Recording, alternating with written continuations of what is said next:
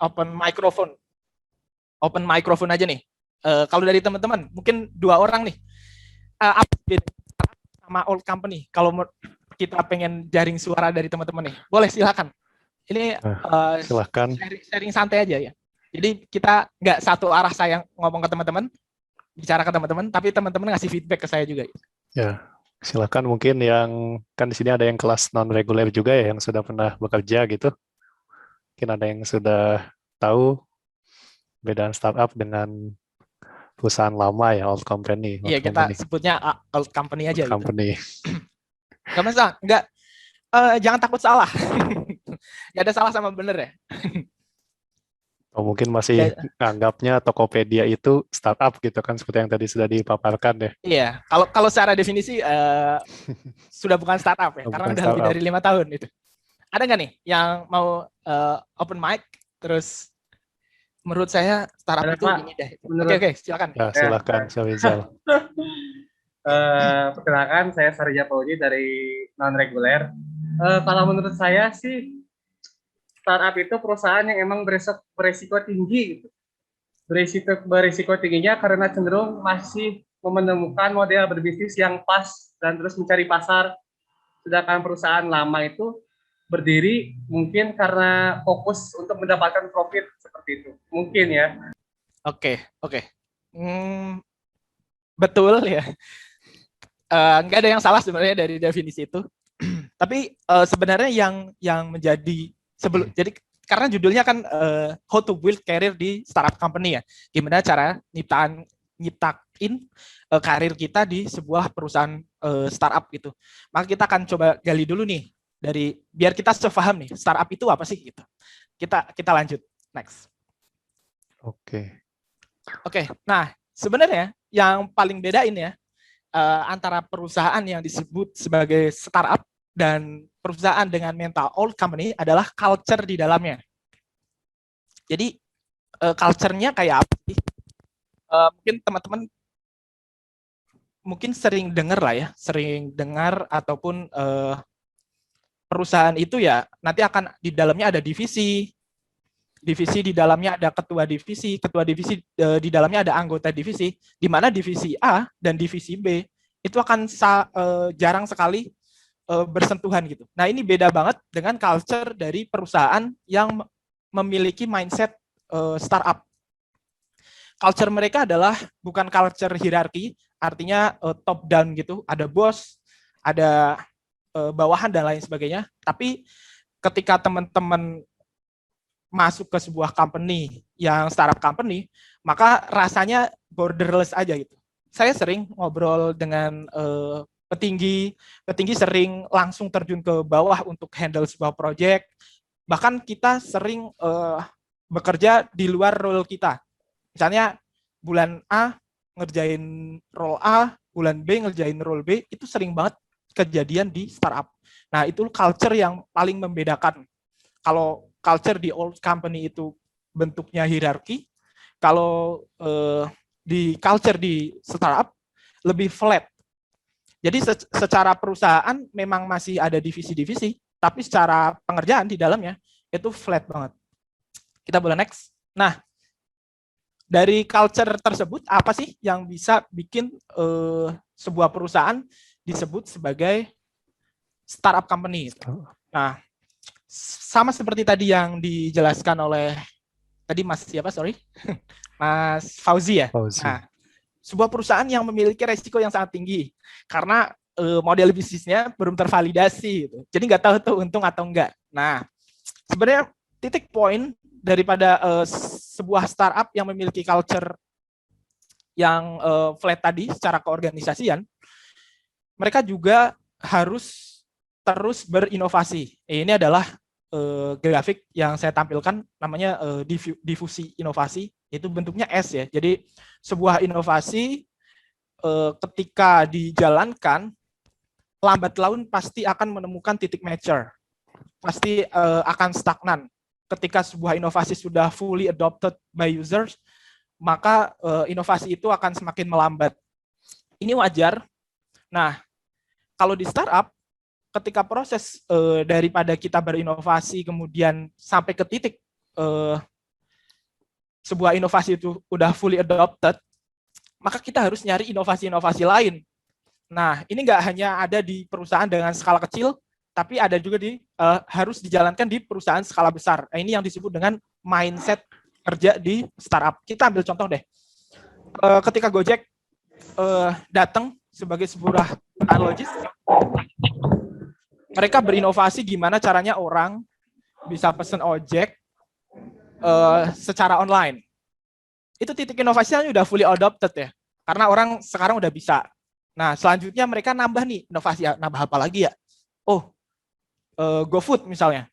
Nah, mereka mengiterasi lagi inovasi itu sampai fully adopted by users. Semua orang akhirnya paham, oh kita bisa GoFood. Nah, apakah sampai itu aja? Gojek bisa melakukan hal-hal yang lain. Nah, itu adalah proses inovasi. Sampai proses inovasi fully adopted, sampai stagnan, maka harus pivot lagi untuk nyari inovasi-inovasi lain. Nah, itu adalah culture yang ada di perusahaan startup mindset. Lanjut. Nah, dari tadi yang sudah dipaparkan, itu ini kalau ngerjain soal isai tadi jawabannya 100 nih, Mas Fauzi nih. Nah, ini nih, saya kasih lampiran, silakan dibaca dulu deh.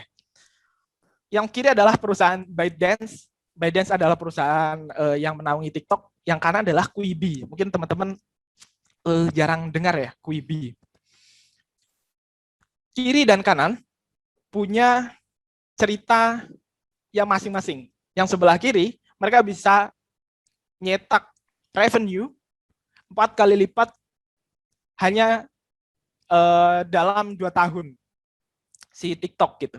Dulu perusahaan yang kita anggap isinya orang joget-joget, ya akhirnya orang pakai juga ya kan. Karena innovate dan akhirnya fully adopted gitu. Nah, kita tunggu nih, TikTok selanjutnya mau ngapain? Kita pengen tunggu nih, aksi TikTok. Masa cuma seperti itu? Harusnya enggak. Pasti ada hal yang lain. Yang sebelah kanan adalah Quibi. Quibi ini adalah perusahaan video on demand. Mungkin Disney Plus. Teman-teman pernah dengar Disney Plus ya? Nah, Quibi ini konsepnya mirip kayak Disney Plus. Nah, Quibi ini adalah perusahaan yang didirikan di tahun 2020 dengan pendanaan yang super luar biasa pada waktu itu, sebelum pandemi. Dan akhirnya gulung tikar hanya dalam waktu 6 bulan. Karena nggak ada traksi users. Karena di situ nggak ada innovate yang dia lakukan. Dia just video on demand gitu. Mereka nggak pernah riset, mereka nggak pernah melakukan uji coba. Ya kalau udah ada, misalnya si Quibi ini mau bikin versi Disney Plus. Disney Plus punya background sebagai film gitu. Mereka udah punya base-nya. Jadi orang-orang yang holik di situ pasti akan masuk juga. Nah, Quibi itu belum apa-apa, tapi dia udah berani, bukan berani, udah terlalu mengambil resiko. Nah, ini yang kalian akan temui di perusahaan startup. Ini benar banget kata Fauzi tadi. Resikonya sangat tinggi. Kalau kita, bukan hoki, kalau kita melakukan iterasi inovasi dan traksinya bagus di user, diterima market, dan fully adopted, ya hasilnya kayak ByteDance, kayak TikTok. Tapi bisa juga sebaliknya, kayak Quibi. Nah, kita lanjut deh. Nah, jadi intinya apa sih yang ada di mindset sebuah perusahaan, sebuah company disebut sebagai startup. Jadi di semua skill perusahaan, baik kecil, besar, unicorn, dekakorn, hektakorn, cockroach company, perusahaan yang mau menuju unicorn kayak Ruanggur dan lain sebagainya, yang dibutuhkan adalah continuously innovate, terus berinovasi. Kalau traksinya nggak dapet, ya pivot gitu. Kita next Mas, biar kita dapat. Nah, ini nih yang kalian akan temui di perusahaan dengan label startup, dengan mindset startup. Perusahaan besar pun bisa disebut dengan mindset startup. Contohnya apa nih? BUMD, bukan badan usaha milik daerah ya, badan usaha milik Jarum. Badan usaha milik Jarum. Di dalamnya banyak banget, ada tiket.com dan lain sebagainya. Mereka perusahaan yang udah settle kan, tapi terus berinovate, bikin UTA, bikin lain sebagainya. Nah, itu yang teman-teman akan temui ketika teman-teman masuk ke sebuah perusahaan yang punya mindset startup. Akan terus berinovasi, akan terus kencang, pace-nya akan kencang. Jadi misalnya teman-teman udah ngerjain feature A, udah ngerjain project A, tapi akhirnya dikejar dalam waktu 1 bulan. Tapi setelah itu ternyata nggak dipakai. Itu akan adalah sebuah hal yang biasa gitu kerja di sebuah startup. Karena prosesnya kencang banget, inovasinya kencang banget. Kita kalah inovasi, maka akan ada perusahaan lain yang berinovasi dan ngalahin kita gitu. Dan fail. Kita akan sering ketemu namanya istilahnya gagal. Kita udah bikin produk yang menurut kita keren banget nih. Gagal ternyata. Ketika proses gagal, apa yang kita lakukan? Di perusahaan dengan mindset startup, dia akan lakuin pivot. Kalau teman-teman pernah dengar, ada perusahaan di Indonesia, nanti bisa di-search, namanya Kiscus. Perusahaan Kiscus ini dulu pas pertama berdiri, mereka adalah perusahaan yang pengen bikin chat engine. Sorry, bukan chat engine. Aplikasi mirip mungkin teman-teman pernah pakai Discord, pernah pakai Slack lah. Mereka punya mimpi bikin itu. Tapi di tahun-tahun, mungkin 3 tahun ke belakang ini, itu market belum siap untuk dapat hal kayak gitu. Akhirnya mereka pivot jadi app engine. App engine itu apa? Jadi misalnya Gojek kan ada aplikasi app chatnya tuh di dalamnya tuh. Nah itu yang nyediain adalah Kiscus. Gitu. Jadi bukan sebagai aplikasi sebagai Discord versi Indonesia, tapi mereka mengembangkan tetap bentuknya adalah chat, tapi bisa dipakai atau bisa dipasang ke aplikasi yang bukan. Nah itu yang akan teman-teman sering temui di perusahaan company gitu. Yes, that thing will happen in company yang punya culture startup. Next. Jadi siap nggak nih masuk ke startup? Kayaknya ngeribet ya. Dari tadi kalau kita hoki masuk, kita bisa dapat revenue yang gede banget. Tapi banyak banget perusahaan yang fail, startup company yang fail juga banyak. Jadi gimana sih buat milih kerja di sebuah perusahaan dengan perusahaan startup company dan gimana memulainya, gimana surveinya? Kita bahas selanjutnya nih. Jawabannya adalah depends to you. Ini semuanya ada di dalam diri kalian itu. Sebelum nge-apply ke perusahaan yang disebut startup ataupun perusahaan teknologi ya, karena kita ngomong di sini teknik informatika, biasanya ada orang yang nanti kalau lulus aku pengen join Gojek ah. Nanti kalau lulus saya punya mimpi join Facebook, join Tokped, join TikTok, join PUBG gitu misalnya, perusahaan PUBG gitu. Yang bikin PUBG Tencent itu. Nggak apa-apa kan mimpi seperti itu. Nah, sebelum masuk ke sana, kita harus lihat dulu nih, kita lebih suka sektor yang mana nih. Misalnya teman-teman ternyata lebih suka sektor finance. Finance tuh gua banget. Misalnya, finance tuh gua banget. Gua pengen ngembangin literasi finansial biar bisa diadopsi oleh masyarakat.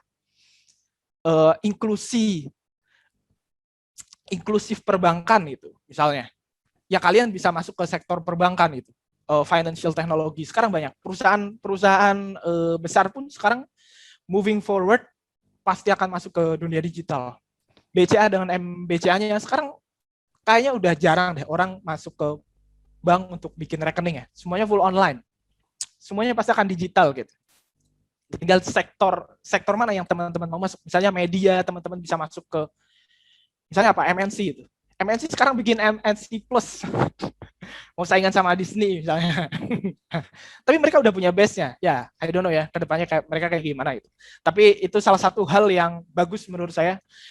Mereka sadar bahwasanya digital ini disruptif banget. Jadi waktunya untuk take time ini, waktunya anak IT ini naik daun itu. Kalau jadi sebelumnya mungkin 10 tahun yang lalu adalah orang tambang yang naik daun, perusahaannya bekerja yang harum tuh orang-orang tambang tuh baru.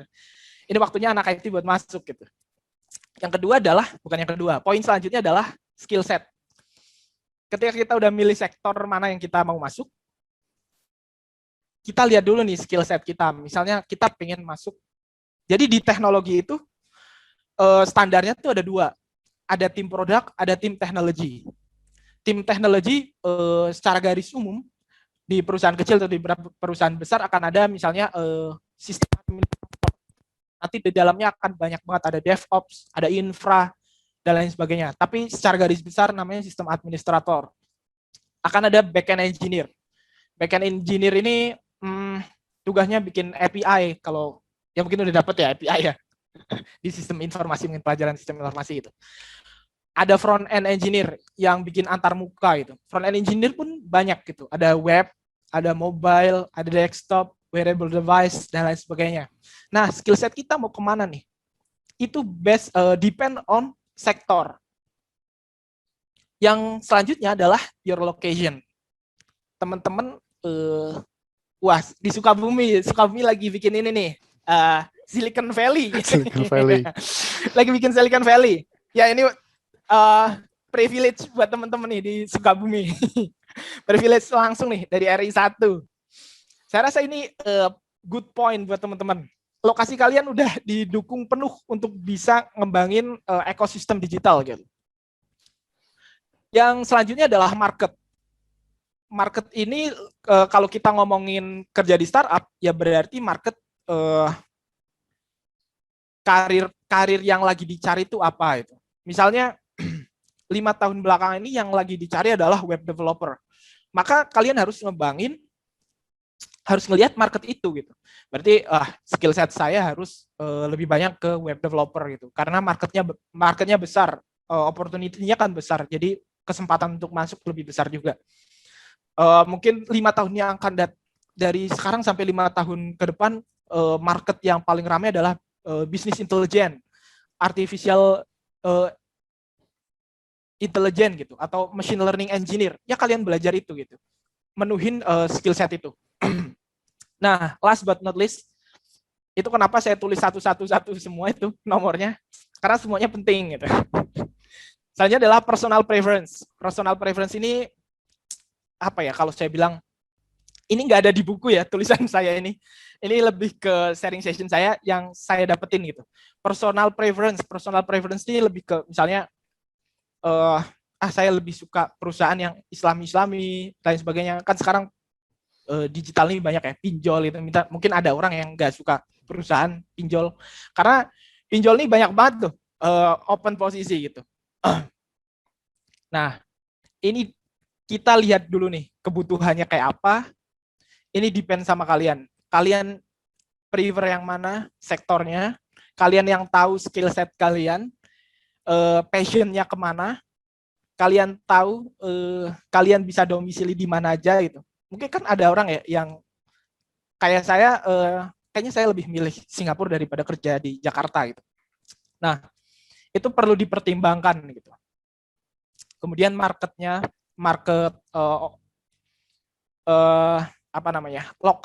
lockernya tuh kayak apa itu. Oke, bisa lanjut. Nah, apa yang perlu disiapin? Poin pertama tuh readable kurikulum vitae. Pernah nggak teman-teman lihat, kebanyakan sih di meme ya, ada orang bikin CV tapi bentuknya kayak selebaran orang meninggal. Ya bagus ya, menarik ya. Tapi kan konteksnya bukan itu gitu.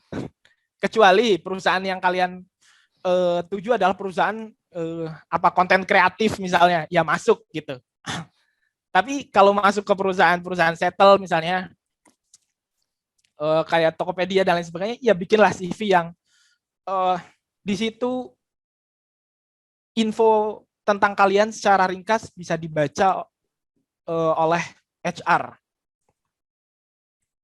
Selling point kalian apa gitu. Kemudian perbanyak portofolio. Portofolio ini ada banyak ya. Misalnya teman-teman suka videografi, suka editing, itu kan bisa di-share ke sosmed, itu salah satu naikin portofolio gitu. Atau mungkin ke platform yang lebih jelas, kalau product design tuh misalnya ke Dribbble, kalau software engineer misalnya ke GitHub, dan masih banyak lainnya. Itu cukup penting gitu. Aku mau cerita nih terkait portofolio. Perusahaan pertama saya kerja on-site yang Privy ID, itu saya nggak masukin CV, nggak masukin resume. Itu mereka manggil saya karena portofolio saya di GitHub gitu. Ini fun fact ya. Jadi ngembangin portofolio kayaknya kalian nggak pede misalnya ya bikin sebuah software kecil-kecilan terus diupload ke GitHub. Kayaknya nggak pede lah software ginian doang. Hey, di sana tuh ada yang di bawah kalian gitu. Jadi setiap level tuh pasti ada level di bawahnya. Jadi kalau menurut saya itu pede aja buat nge-push ke GitHub, nge-push ke Dribbble. Karena semua pro, semua orang-orang jago tuh datang dari newbie gitu. Kita lanjut poin selanjutnya. Ini poin paling penting. Bisa dibilang poin paling penting ya, meskipun nomornya semuanya 1. Survei salary. Jadi sebelum masuk ke sebuah perusahaan yang kita udah taken nih dari awal nih, saya pengen masuk ke Grab, saya pengen nyobain Grab, pengen nyobain apa nih misalnya, Food Panda, pengen nyobain ByteDance, TikTok gitu. Kita bisa survei dulu salary di sana untuk posisi yang kita mau apply. Kemudian cari network-nya kalau ada. Misalnya, wah ternyata lulusan kakak angkatan UMI itu ada yang kerja di ByteDance TikTok nih. Bisa saya tanya-tanyain. Kemudian kita survei juga tuh, culture-nya di sana kayak apa.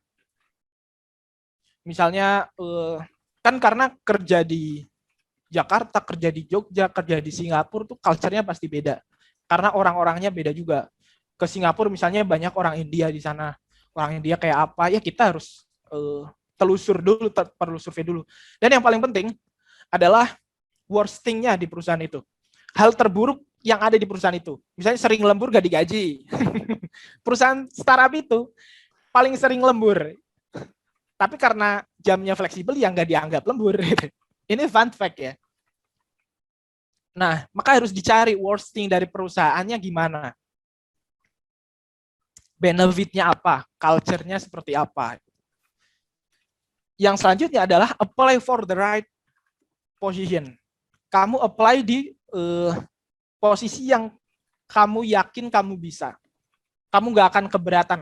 Keberatan dalam artian nggak mumpuni untuk ke arah situ. Kalau kamu bisa berkembang dan bisa growth, meskipun secara skill kayaknya belum dah, tapi gue bisa growth. Itu teman-teman bisa, itu right position for you. Tapi kalau teman-teman masuk, tapi ragu-ragu dan bukan posisi yang benar gitu, bukan posisi, misalnya saya software engineer, tiba-tiba nge-apply tim kreatif gitu. Kan aneh ya, malah jadi stres, bukan kreatif malah jadi stres gitu. Maka apply right position. Ini tujuannya apa? Biar teman-teman nggak 3 bulan sekali pindah perusahaan. Karena banyak, kalau teman-teman cari, di LinkedIn tuh orang kerja 3 bulan sekali. Ini pindah karena, apakah karena dia nggak cocok dengan lingkup perusahaannya, ataukah dia nggak bisa ngerjain, sehingga nggak lolos probation, dan lain sebagainya. Kan banyak possibility di situ ya. Makanya sebelum masuk, preparasinya adalah you apply right position. Yang selanjutnya adalah negotiation skill. Negotiation skill ini, jadi ketika teman-teman interview, setelah nge-apply, lolos tahap pertama kan user interview. Biasanya sama, kalau apply software engineer ya berarti yang akan nge-interview adalah lead software engineer atau senior software engineer gitu. Negotiation skill tuh kita bisa banyak ya di dalamnya, ke HR ataupun ke user interviewer gitu. Misalnya negosiasi gaji dan lain sebagainya. Kenapa ini penting? Ini relate ke poin survei salary. Banyak banget biasanya orang yang baru lulus kuliah, yang penting dapat kerjaan dulu, udah sesuai passion, gaji UMR gak apa-apa. Ini akan bikin kalian stres. Ketika kalian udah masuk, terus denger gaji teman kalian di perusahaan lain yang ternyata lebih besar. Terus kalian akan sering, karena prosesnya fast, pace-nya kencang, kalian gak bisa manage time, akan sering sekali lembur, atau memang perusahaannya sering kejar deadline, dan gak ada gaji, upah lembur ya, maka perlu proses ilmu untuk bisa bernegosiasi gitu. Dan yang terakhir adalah kalau teman-teman belum merasa bisa, belum merasa cukup, tapi belum ready lah untuk ke situ, maka ambillah magang. Jangan kecewa lah magang. Magang tuh cuma sebulan, 2 bulan, 3 bulan ya. Apalagi kampus sekarang ada kampus Merdeka MBKM. yang langsung difasilitasi oleh perusahaan dan oleh kampus. Itu waktu teman-teman untuk bisa, mungkin secara skill teman-teman di kuliah misalnya ngerjain tugas, bikin codingan oke. Tapi di dunia kerja kan teman-teman belum pernah megang gitu ya. Nah, ngambil internship itu salah satu hal yang decision paling bagus gitu. Teman-teman bisa tahu lingkungan kerja itu kayak apa, di dalamnya stakeholder-nya ada siapa aja, teman-teman akan sering bekerja kalau as software engineer web kerjanya sama siapa, itu akan teman-teman dapetin di internship. Nah, itu yang preparation kalau mau masuk ke sebuah perusahaan, khususnya startup. Karena kalau survei salary, saya rasa kalau masuk ke perusahaan misalnya BUMN, BUMD, kecuali badan usaha milik Jarum ya, itu kan gajinya udah jelas ya. Pasti gajinya segini. Untuk level A misalnya, gajinya pasti segitu. Semua orang pasti gajinya segitu. Beda sama kalian kerja di startup. Teman kalian dengan posisi yang sama, gajinya belum tentu sama kayak kalian itu. Makanya kalian harus survei salary, harus bisa negosiasi, paling nggak rata-rata lah. Kalian bisa tahu rata-rata gaji itu berapa buat bisa masuk. Next, Mas. Setelah masuk ke perusahaan, waktunya untuk berkontribusi. Berkontribusi dengan semua orang yang ada di perusahaan itu, stakeholder, kerja dengan bagus. Kerja dengan bagus tuh result oriented ya. Kalau di saya tuh yang penting getting done. Caranya apapun, yang penting hasilnya bagus. Resultnya ada, result oriented gitu. Setelah kalian terus-terusan berkontribusi di perusahaan, bertahun-tahun, boleh next slide, Mas. Maka kalian pasti akan mikirin namanya jenjang karir. Nah, karena ini jurusan teknologi informasi, saya akan coba share. Ini dari blibli.com source-nya. Jadi, apakah orang IT itu udah jenjangnya nggak sih? Kerja di IT itu ada jenjang karirnya nggak sih? Nah, itu biasanya yang orang tua itu sering, orang-orang apa sih namanya, boomer ya, generasi boomer, orang-orang tua kita. Itu biasanya kerjanya gitu doang, nggak ada manajerial dan sebagainya gitu. Nah, jenjang karir IT itu di Indonesia sekarang sudah mulai terlihat gitu, sudah mulai ada patternnya, sudah mulai terstandarisasi gitu. Jadi kalau teman-teman masuk as internship, biasanya akan masuk ke level internship. Setelah masuk ke internship, teman-teman apply posisi software engineer, biasanya akan masuk ke associate software engineer. Naik lagi, naik pangkat, bahasanya naik pangkat bukan ya, naik stage lagi ya, ada engineer, software engineer gitu, tanpa embel-embel associate biasanya. Nah, dari software engineer, naik lagi jadi senior software engineer. Dari senior software engineer, nanti akan ada 2 cabang. Yang pertama adalah jurusan expertise, yang satunya adalah managerial. Managerial ya jelas ya, ngurusin orang, expertise berarti adalah ngurusin teknologi yang ada di dalamnya gitu. Akan ada 2 jalur, ada individual contributor atau expertise itu, akan ada namanya principal engineer. Jadi decision teknologi yang mau dipakai apa, proses riset teknologi apa, itu ada di lingkup expertise. Kemudian ada namanya managerial, akan ada engineering lead software engineer. Naik lagi ada engineering manager. Engineering manager nanti akan membawahi beberapa engineer lead. Kemudian dari expertise ada senior principal engineer, sama juga akan membawahi beberapa apa sih namanya, scientist lah ya, researcher. Kemudian top levelnya lagi ada senior engineering manager. Kalau di expertise ada arsitek. Kalau di Tokopedia sama, ada technical arsitek. Naik lagi tuh sebenarnya ada lagi. Untuk manajemen tuh ada namanya head of engineer. Kalau untuk expertise ada lagi namanya senior technical arsitek. naik lagi ada VP level, Vice President of Engineering. Naik lagi ada C level, Chief Technology Officer, CTO. Kalau yang untuk expertise naiknya technical architect ada fellow, ada apa lagi ya? Ada distinguished engineer, dewanya dewa. Gitu. Di Tokopedia tuh ada orang dengan titel distinguished engineer. Itu ada, kalau nggak salah tuh ada 2 orang. Jadi dia setara VP, Vice President, tapi jalurnya expertise. Dia kayak kepala riset gitu, kayak profesornya lah. Riset teknologi apa dia yang nggak ini. Nah, itu ada semuanya ada jenjangnya gitu.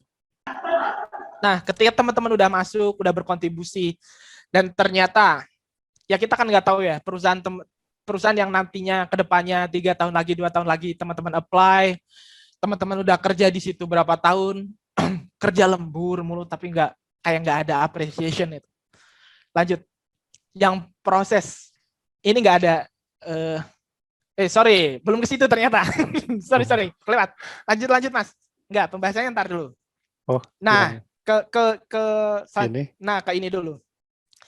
Proses ketika teman-teman merasa sudah suntuk tuh dalam artian sudah bekerja secara maksimal, generate profit yang gede, tapi no appreciate dari perusahaan, ya waktunya untuk ngajuin resignation. Karena generasi milenial tuh istilahnya kutu loncat gitu. Orang yang nggak ada loyal-loyalnya sama sekali. 2 tahun sekali pindah perusahaan. Ada yang 6 bulan sekali pindah perusahaan tuh banyak teman saya. 6 bulan sekali pindah perusahaan. Setahun sekali pindah perusahaan. Resignation. Apakah itu salah? Jawabannya nggak salah. Itu depend ke kalian itu. Kenapa kalian keluar? Tapi kalau menurut saya, resignation itu salah satu decision yang paling sulit. Beneran. Itu akan mental banget gitu. Kalau saya tinggalkan kerjaan saya gimana ya? Apakah bawahan saya ataupun pairing teman saya bisa ngerjain apa yang sudah saya kerjain, itu akan ini banget. Tapi namanya resign, itu teman-teman kedepannya pasti akan menemui hal itu gitu. Kalau kerja di startup, beda ya, mungkin kalau kerja PNS kan nggak mungkin dong resign, kecuali teman-teman punya perusahaan, jadi PNS terus punya perusahaan dengan valuasi $100 juta, ya keluar jadi PNS, it's okay ya. Tapi saya rasa kalau kerja di perusahaan startup, teman-teman akan sering ketemu orang-orang baru, bahkan teman-teman keluar terus ketemu orang baru di lingkupan yang baru juga. Nah, tapi there is no right time to resign. Gak ada waktu yang tepat untuk resign. Itu semua depend on kalian. Lanjut yang sebelumnya, Mas. Nah, dari sebelum-sebelumnya, hal yang perlu diingat adalah ketika teman-teman kerja, kalau kerja di dunia IT, maka sempatkan untuk playground lah. Kalian belajar sesuatu hal yang baru di luar kerjaan. Teman-teman bisa sharing, nulis di blog dan lain sebagainya. Tujuannya apa sih? Build your own personal brand. Ini penting di dunia IT itu. Kenapa ini penting? Teman-teman bisa dapat rezeki yang teman-teman nggak pernah duga sebelumnya. Ini bukan sombong ya, ini contoh aja itu. Saya ada beberapa di kontak perusahaan-perusahaan yang bahkan skalanya unicorn juga, dari Singapura, dari Taiwan dan lain sebagainya. Bahkan ada yang nawarin juga kerja dari Jogja, perusahaan Singapura dan lain sebagainya. Tapi kan depend lagi ke pas proses yang pertama itu. Kalau menurut saya, lokasi itu penting untuk jadi sebuah decision. Karena kerja tuh nggak hanya sebulan 2 bulan itu. Kalian tuh kerja tuh setahun, 2 tahun, 3 tahun, 4 tahun gitu. Apalagi sudah punya keluarga, bukan single lagi maksudnya, ataupun sudah punya tanggungan gitu. Maka ketemu perusahaan yang cocok, perusahaan yang kalian merasa diapresiasi di situ, gitu. Saya rasa nggak perlu resign itu. Tapi tetap untuk bisa bikin personal brand yang bagus. Nah, dari semua itu, tujuannya apa sih? Ini next 2 slide, Mas. Ini just in my point of view ya. Sebelumnya, wealthy and healthy. Semuanya tuh tujuannya itu makmur dan sehat. bukan kaya ya. Kaya, makmur itu kan kaya ya. Tapi nggak sekedar kaya gitu. Sesuatu yang berkah. Nyari keberkahan lah ya. Ya kalian tahu rasa cukup kalian ada di mana itu. Terus sehat. Sehat tuh hal yang penting. Percuma kaya dong, nggak sehat ya kan? Wealthy and healthy itu kalau menurut saya poin paling penting sih. Dan apa ya? Quote dari Raditya Dika yang paling saya senangi adalah yang di bawah. Banyak uang, banyak waktu luang. Itu keren banget. Kalau menurut saya itu impian banget. Bisa balance kayak gitu tuh keren banget. Sekarang banyak orang yang punya duit banyak, tapi nggak punya waktu luang. Nggak bisa kumpul sama keluarga, dan lain sebagainya, karena berangkat jam berapa, pulang jam berapa. Gitu. Ada juga yang waktu luangnya banyak, tapi uangnya nggak banyak. Gitu. Nah, gimana kita bisa nyari balance itu? Yang ini disclaimer ya, just my point of view. Yang wealthy, healthy, terus banyak waktu luang, banyak uang. Gitu. Jadi saya rasa cukup pemaparan materi, kita bisa lanjut ke bincang-bincang. Dari saya kalau ada salah kata mohon maaf, nyinggung atau apa ya. Atau semuanya dari diri saya pribadi, nggak representative perusahaan itu. Oke, thank you. Oke, terima kasih kembali. Terima kasih banyak Mas Raka sudah memaparkan materinya yang cukup ya sederhana tapi ternyata berbobot ya setelah dibahas semuanya.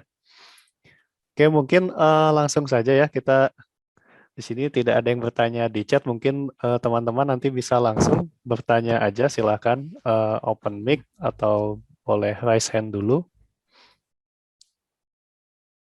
Silakan jika ada yang ingin bertanya. Maulana Muhammad. Silakan Maulana Muhammad. Bismillahirrahmanirrahim. Assalamualaikum warahmatullahi wabarakatuh. Waalaikumsalam warahmatullahi wabarakatuh. Mohon maaf tidak di open mic, tidak ada open videonya. Saya ingin bertanya kepada Mas Raka. Yang tadi kan ketika kita bisa dibilang melakukan personal branding terhadap beberapa perusahaan, dan juga perusahaan-perusahaan yang Mas Raka itu sangat memotivasi sekali bagi saya khususnya gitu, karena diterima di perusahaan seperti itu ataupun di hire seperti itu, wah keren sekali seperti itu kan. Nah, yang saya ingin tanyakan,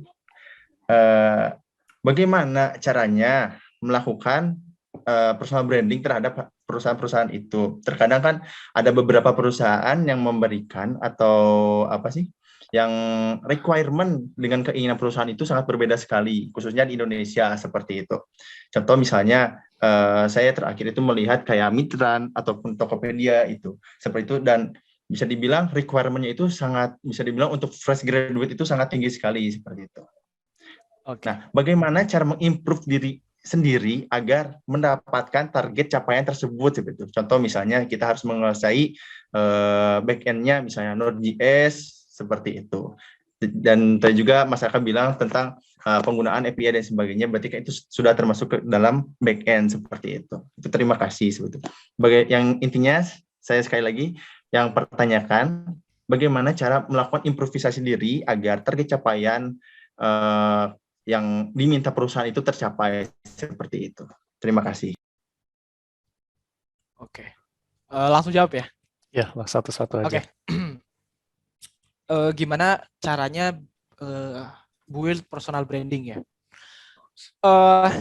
Hal yang paling apa namanya? Kalau teman-teman prosesnya sudah bekerja atau belum nih? Belum ya. Kita state-nya belum bekerja nih.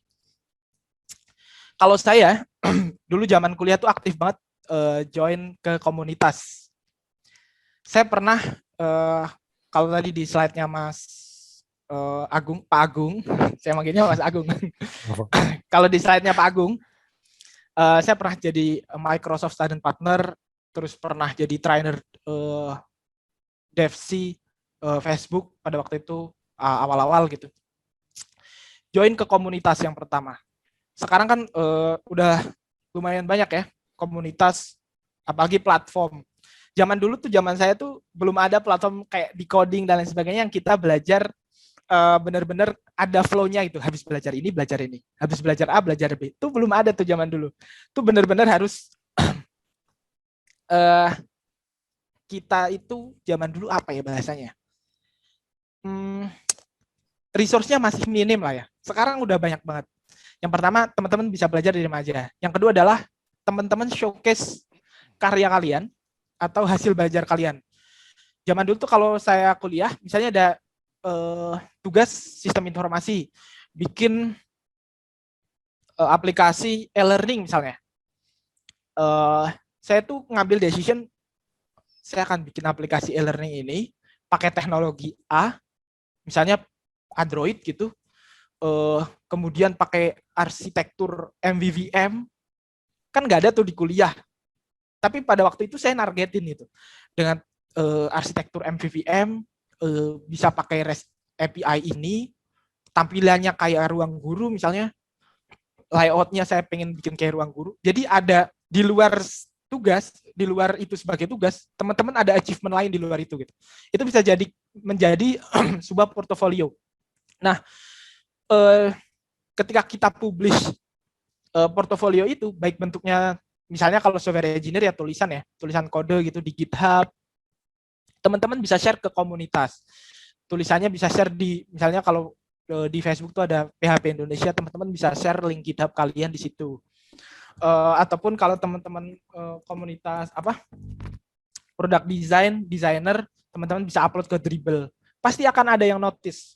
Entah itu 1 atau 2 orang, 3 orang, ya itu wajar lah ya. Yang nonton 1, yang lihat 5 orang, itu sesuatu yang wajar itu. Tapi kalau itu dilakukan secara berulang-ulang, pasti kalian akan nemuin pattern-nya sendiri untuk bikin membangun personal branding. Dan jangan lupa ketika teman-teman udah bikin portofolio itu, terus masuk ke komunitas, ketika ada opportunity misalnya untuk sebagai paling dasar tuh misalnya sebagai volunteer ngurus acara gitu lah ya, ngurus acara IT lain sebagainya. Itu teman-teman bisa kontribut ke situ dulu awalnya. Nanti teman-teman bisa jadi kontributor sebagai speaker misalnya.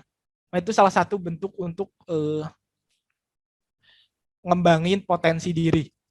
Nah, ketika 1 orang, 2 orang notice, kita kan nggak tahu namanya rezeki ya.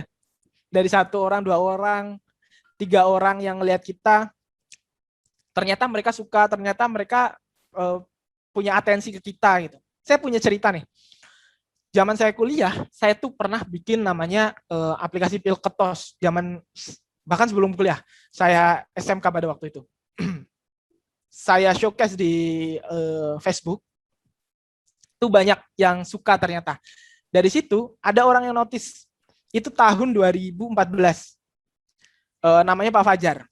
Dia orang Jakarta, istrinya adalah seorang dokter, salah satu kepala di ikatan dokter gitulah, divisi di ikatan dokter. Ya kita kan nggak tahu ya, seorang dokter akan lihat dengan punya posisi akan ngelihat, akan atensi ke kita gitu.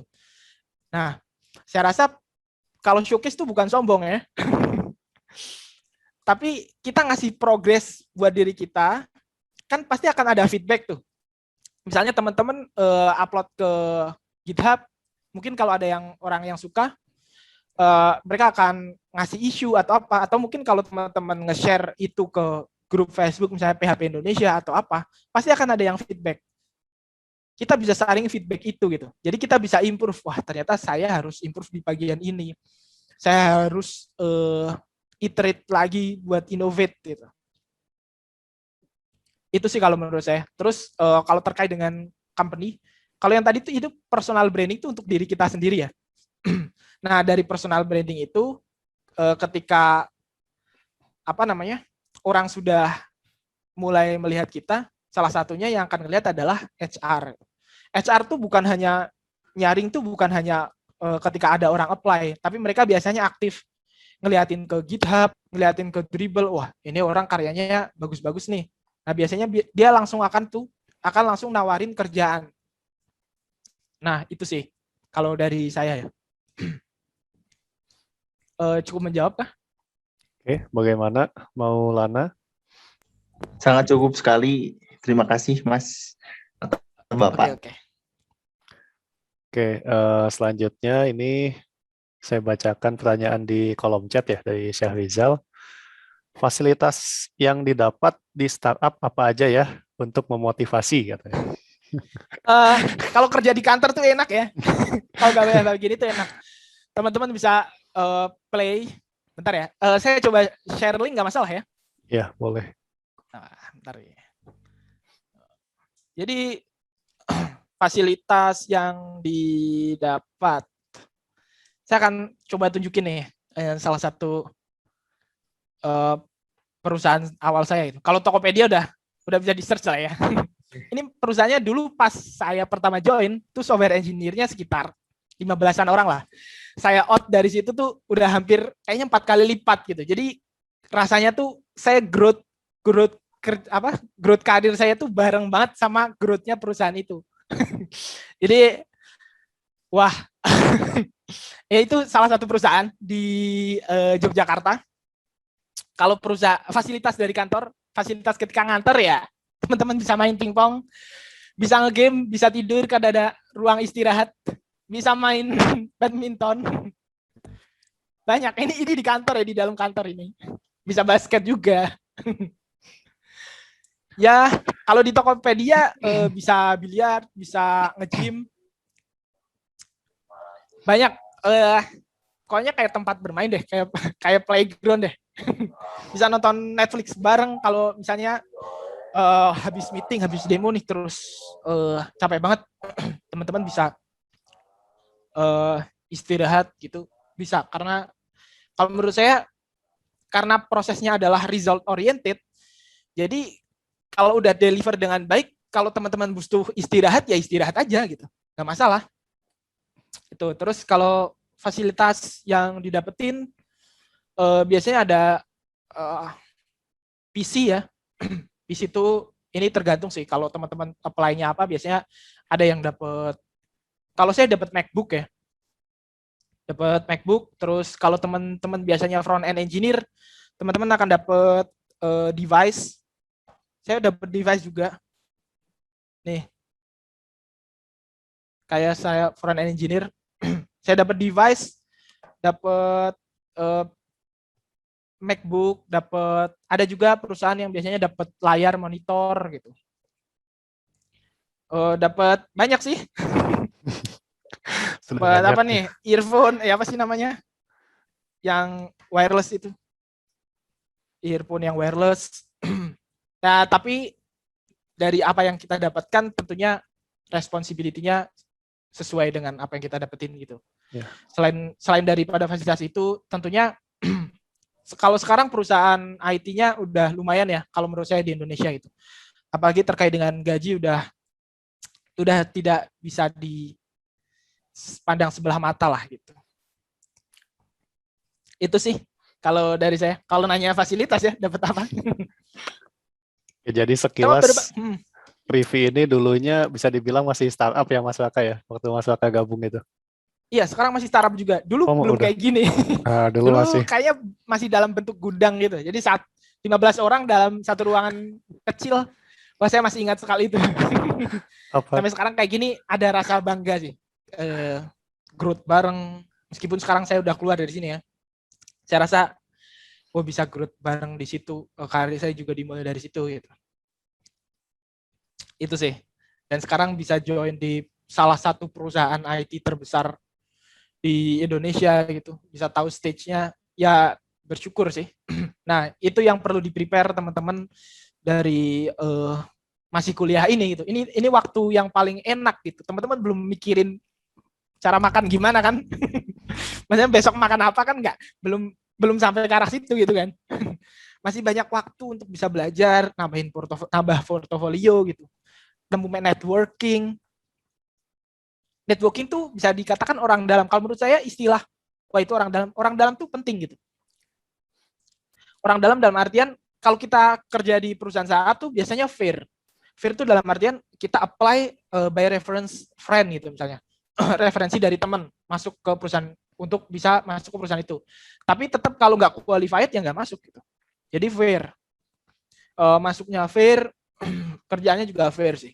Jadi kalau kalau menurut saya permainan politik di perusahaan dengan mindset startup tuh minim banget. Ya mungkin ada tapi minoritas lah. Beda sama ya you know lah. Oke. Cukup menjawab. Oke, saya jawab cukup. Oke, selanjutnya ada pertanyaan dari Ibu Lela ya, dosen informatika. Mangga Ibu Lela. Ya, terima kasih Pak Agung ya. Ini Ya. mau bertanya nih ke masyarakat nih ya. Ini mahasiswa yang ikutan ya. Jadi biar tahu gitu ya mahasiswa di teknik informatika itu harus seperti apa. Nah kan di Tokopedia itu kan masyarakat itu di bagian Android ya. Nah pengen tahu gitu ilmu apa yang harus diperdalam gitu untuk bisa jadi seperti masyarakat ini. Jadi biar teman-teman mahasiswa itu mereka itu lebih termotivasi gitu ya. Jadi kan tadi ya udah diceritain fasilitasnya seperti apa. Nah, sekarang ilmunya harus seperti apa? Iya. Itu yang pertama. Oke. Kemudian yang kedua itu kan sebenarnya di Tokopedia itu kan hanya Android atau mobile programming aja atau yang lainnya ada enggak gitu ya seperti jaringan, kemudian desain engineering ya, seperti UI, graphic user interface gitu ya seperti itu. Supaya pendidikan ini itu bisa dilihat gitu ya, line and match-nya itu gimana gitu ya dengan Tokopedia seperti itu. Nah, itu ya biar di sini kan banyak hampir seluruhnya itu mahasiswa gitu ya. Jadi biar mereka persiapan gitu ya. Kan biasanya kalau mungkin animonya di Sukabumi itu belum seantusias di kota lain mungkin ya. Mungkin dengan adanya acara-acara seperti ini mudah-mudahan bisa memotivasi gitu ya mahasiswa untuk lebih antusias lagi memperdalam ilmunya seperti itu. Terima kasih. Wassalamualaikum. Waalaikumsalam. Waalaikumsalam warahmatullahi wabarakatuh. Oke, akan saya coba jawab ya, Bu Lela. Jadi kalau field di posisi ya, mungkin lebih ke posisi di perusahaan teknologi itu ada apa aja? Garis besarnya akan ada dua, Bu. Ada produk sama teknologi. Produk ini nanti ada fieldnya namanya product design. Product design akan ada namanya misalnya UI designer, akan ada UX researcher, ada product manager. Biasanya itu Bu di dalamnya kalau untuk yang tim produk gitu. Orang-orang yang ngurusin produk yang bagus tuh kayak apa sih gitu.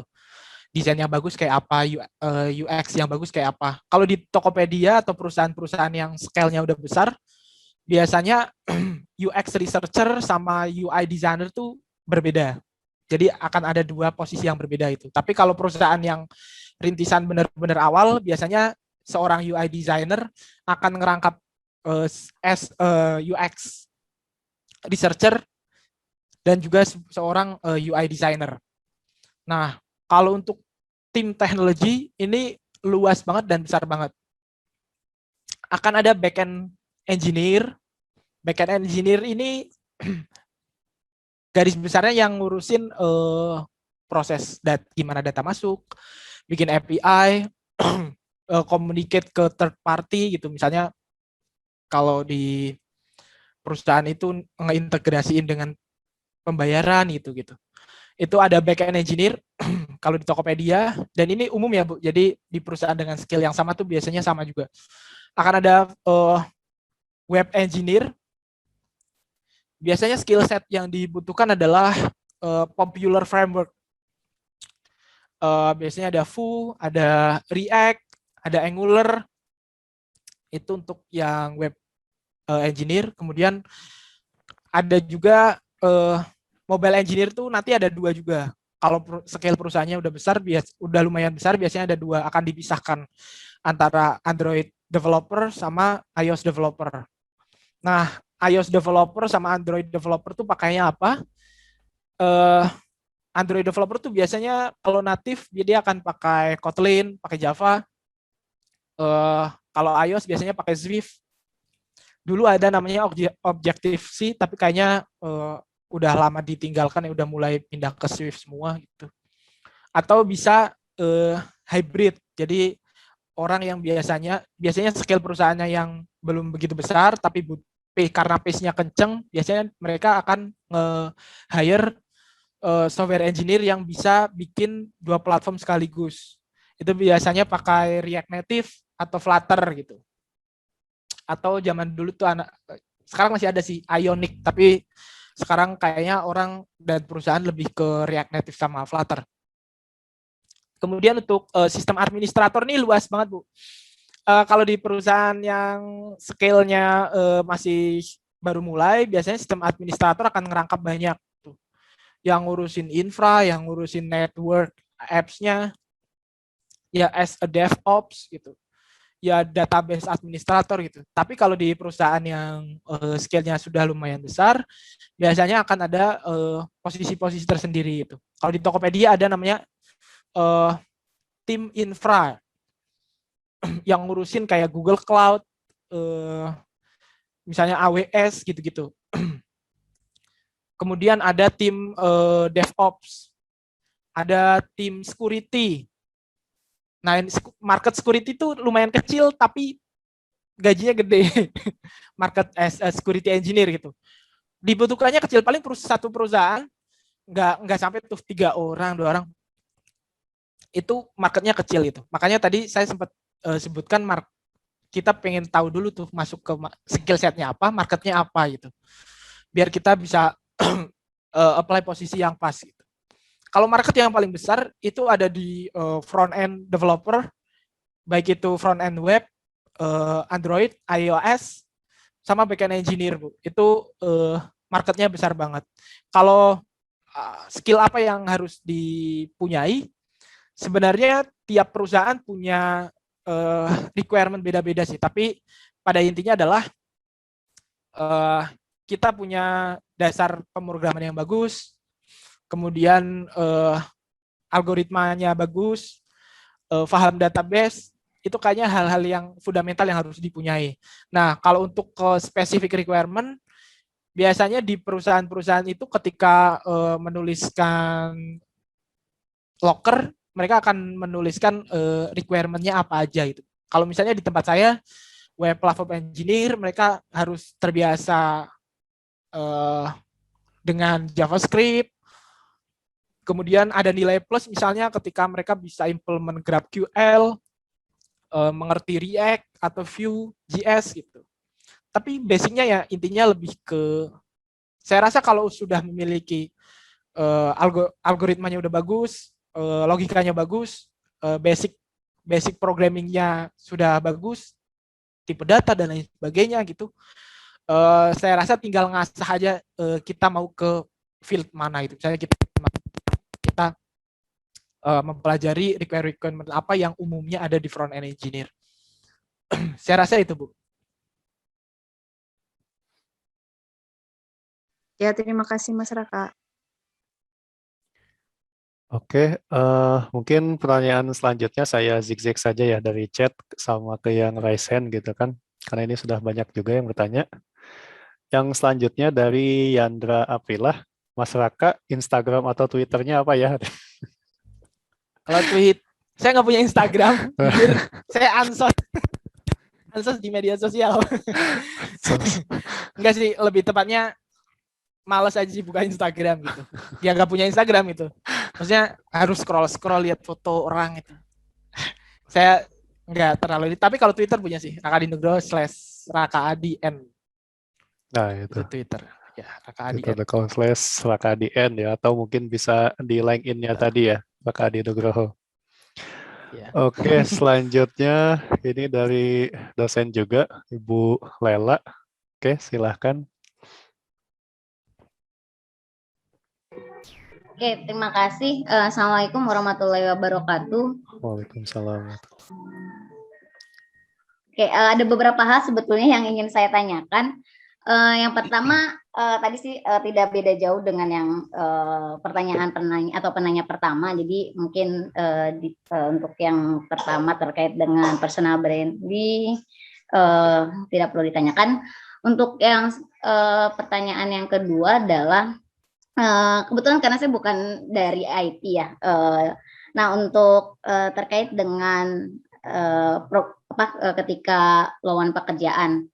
Nah, ini kan biasanya suka ada kalau di kimia ada misalnya pengalaman berapa tahun. Tapi sebetulnya pada prakteknya seperti saya sering bertanya kepada teman-teman yang di perusahaan bahwa terkadang itu juga tidak terlalu berpengaruh terkait dengan pengalaman tersebut. Nah, bagaimana terkait di TI gitu? Apakah memang ketika ada persyaratan terkait dengan pengalaman itu apakah memang jadi vital atau itu bisa saja di-apply kalau memang juga belum punya pengalaman. Kemudian selanjutnya terkait dengan startup. Nah, saya kan waktu itu sempat nonton juga ya drama Korea startup. Nah, di situ kan terkait dengan pencarian investor ya. Sebetulnya seberapa besar istilahnya selain ada prospek ke depan dari apa yang memang dimiliki dari pihak yang startup itu gitu, apa yang membuat menarik para investor untuk bisa dalam dunia nyata, apakah memang sama seperti yang di film di drama tersebut atau ada hal-hal lain yang sekiranya bisa dijadikan investor untuk bisa saya mau menanam modal di perusahaan ini di startup ini. Kemudian selanjutnya pertanyaan yang ketiga terkait dengan selain dari market itu sendiri, apakah investor juga cukup berpengaruh dalam ya tadi perkembangan startup gitu. Jadi selain bahwa cara investor untuk bisa menarik atau memberikan dananya atau investasinya kepada perusahaan startup itu sejauh mana, kemudian pengaruhnya seperti apa, kemudian selanjutnya ketika kita mau melamar di suatu perusahaan, terutama mungkin untuk di TI ya, terkadang juga biasanya gitu kan ada yang tidak memberikan secara rinci nominal gaji yang diberikan. Nah, gimana caranya sebelum kita wawancara misalnya atau melaksanakan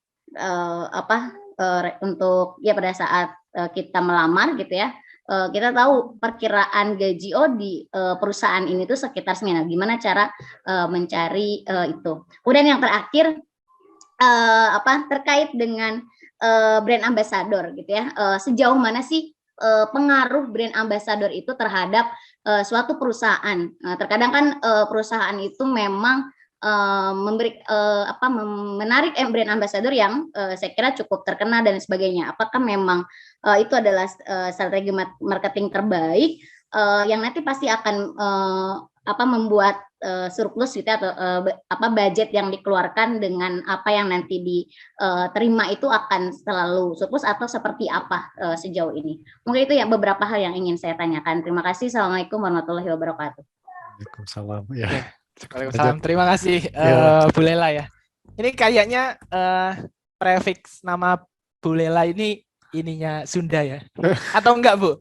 Atau orang Sunda cewek harus depannya Lela gitu? Jadi bukan di UMI itu ada 3 Boleh ya. ngikutin namanya. Ada 3 tuh Pak Agung aja tahu Pak, yang ada 3 namanya di UMI. Lela itu di UMI. Oke. Pertanyaan pertama itu terkait vital nggak sih ketika di lowongan pekerjaan biasanya ada tulisan experience 2 tahun, 3 tahun gitu ya. Nah, itu balik lagi ke ininya sih Bu, ke perusahaannya dan posisi apa yang mau dicari. Biasanya yang paling vital ketika ditanyakan tahun experience adalah posisi-posisi misalnya senior engineer, Kalau associate biasanya nggak ditulis sih, nggak ditulis berapa tahun itu, atau meskipun ditulis bukan hal vital banget bahwasanya harus gitu gitu.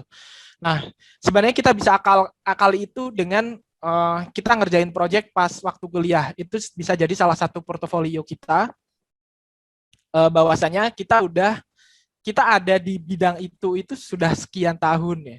Itu bisa jadi salah satu, meskipun itu dalam bentuk portofolio, tapi kita bisa ngasih itu jadi selling point kita ke HR, bahwasanya kita expertise di bidang itu gitu, Bu. Tapi kalau untuk tahun sendiri ini depend lagi ke perusahaan masing-masing.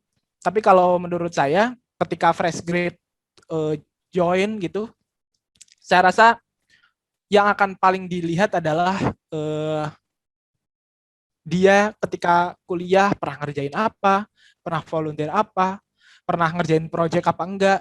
Itu di perusahaan sebelumnya saya sebagai interviewer gitu ya, saya lihat keren-keren kok orang yang baru fresh grade, mereka sudah memiliki beberapa project, pas dibuka projectnya lumayan oke gitu.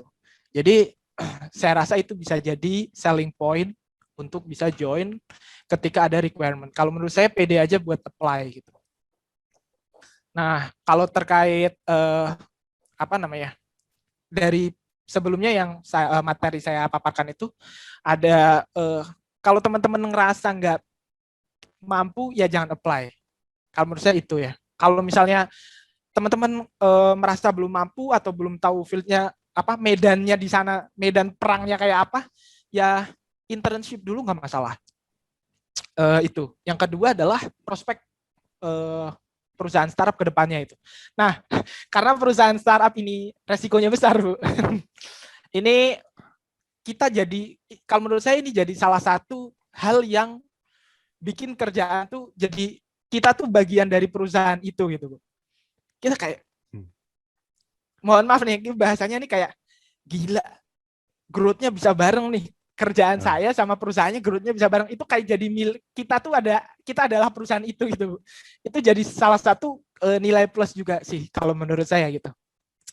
Untuk prospeknya sendiri ketika karena perusahaan intinya pengen profit ya, pengen take revenue, maka kalau menurut saya yang kita harus deliver adalah, karena ketika misalnya bikin feature ataupun apa, biasanya di perusahaan company itu kita semua orang yang ada di stakeholder yang ada di situ, tim produk, tim bisnis lain sebagainya, kita bisa ngasih opini. Nanti setelah itu kan biasanya di riset, nanti akan ada traksi di market enggak nih, akan diterima, diadopsi oleh market apa enggak. Nah, karena culture-nya yang flat, kita bisa ngasih opini, kita bisa ngasih data, kita bisa ngambil take decision juga di situ gitu. Jadi take decision-nya bareng-bareng. Nah, kalau perusahaannya profit atau enggak, ini tergantung segmennya. Karena perusahaan intinya semua perusahaan pengen profit gitu. Tapi untuk perusahaan startup company, biasanya perusahaan yang profitnya langsung kelihatan adalah perusahaan misalnya software house, karena duitnya jelas gitu. Misalnya ngerjain project A, maka akan ada uang, misalnya ngerjain project PTA. Nah, PTA kan akan, karena kita jualan jasa, ketika kita bikinkan software untuk PTA, maka kita dapat uangnya gitu. Sudah jelas profitnya gitu. Itu perusahaan-perusahaan IT yang sudah jelas profitnya gitu. Kemudian ada lagi perusahaan yang sektornya B2B, business to business. Business to business ini biasanya dia akan lebih gampang buat take a profit. Business to business itu misalnya jualan jasa dari skala bisnis ke skala bisnis itu. Kalau Tokopedia itu kan C2C gitu. Jadi customer to customer, orang jualan HP di Tokopedia, Tokopedia jadi penengah, jadi escrow gitu. Terus ada yang beli HP. Misalnya kita bisa take profit dari situ, misalnya si A jualan HP pakai iklan, nah kita dapat duit dari iklan itu. Beda sama perusahaan yang marketnya B2B. Marketnya B2B itu uangnya jelas karena langsung ada klausulnya di situ. Kita take di angka berapa, jasa apa yang kita kasihkan. Nah, itu biasanya yang profitnya sudah jelas. Tapi skillnya untuk perusahaan semacam software house itu kalau dia hanya bikin jasa, services gitu, skillnya tidak akan sekencang, tidak akan sebesar market C2C gitu, kayak Tokopedia, Grab itu marketnya besar banget, orang yang adopsi banyak gitu. Nah itu sih. Kemudian tentang investor, apakah investor itu berpengaruh atau enggak? Ini sepengetahuan saya, Bu. Kalau investor, setahu saya dari perusahaan saya sebelumnya yang saya tahu gitu, dan perusahaan sekarang, kenapa perusahaan itu milih-milih investor? Karena investor itu memberikan apa namanya ya? Selain fresh funding ya, selain uangnya gitu, mereka juga ngasih ilmu kayak ilmu manajemen dan lain sebagainya. Jadi itu sangat berpengaruh ke perusahaan. Biasanya para pemodal ini mereka akan ngasih ilmu-ilmu untuk bisa gimana caranya take a profit. Karena orang yang ngasih modal kan tentunya pengen ada baliknya dong, modalnya balik. Nah biasanya mereka bawa ilmu-ilmu itu, Bu. Kemudian seberapa berpengaruh brand ambassador? Saya nggak bisa jawab secara detail sih pengaruh brand ambassador karena bukan tim marketing. Jadi saya rasa brand ambassador ya untuk narik market yang memang belum kita raih gitu.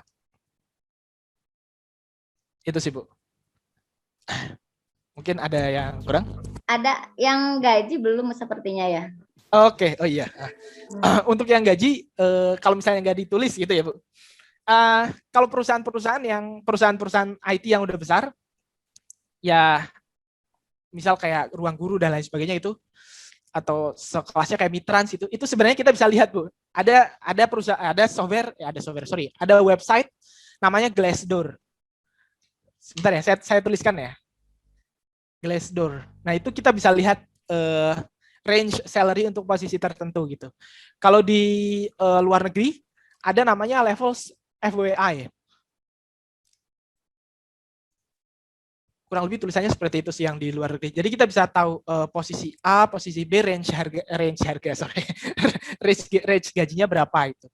Jadi kalau misalnya teman-teman mau join dan di situ nggak ada tulisannya harganya berapa, kita bisa survei dulu nih di Glassdoor ada nggak, di levels FWA ada nggak, atau di job portal lain ada atau enggak.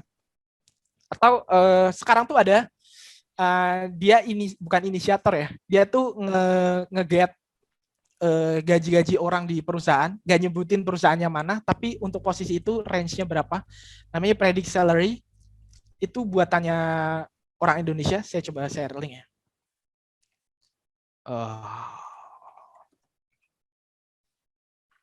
Ini sebagai motivasi ya. Ini tergantung juga ke daerah, location yang seperti yang saya follow up tadi di awal di presentasi, tergantung ke posisi, ke perusahaannya apa, scale perusahaannya sebesar apa, kemudian lokasinya di mana gitu. Itu Indonesia yang bawah, orang-orang yang secara anonim kerja dan pengen nge-share gajinya. Nah, itu bisa dilihat dari situ.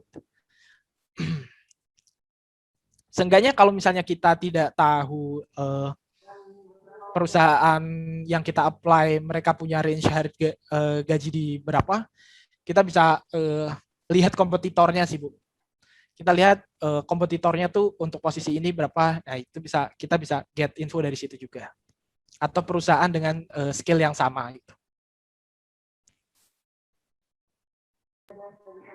Oke. Terima kasih Pak Raka. Terus ada satu lagi tadi sebetulnya yang mungkin belum sedikit dikupas yang terkait investor tadi. Jadi hal-hal apa saja yang menjadi sorotan investor mungkin selain dari ini prospek masa depannya cerah terkait dengan startup si A gitu atau memang ahli-ahli gitu kan orang-orangnya gitu ya kalau yang terlihat di Korean drama tadi. Nah, kalau di dunia nyata apakah memang seperti itu atau ada hal lain yang memang yang bisa jadi daya tarik investor untuk bisa memberikan dana investasinya terhadap suatu perusahaan startup? Oke. Kalau investor sendiri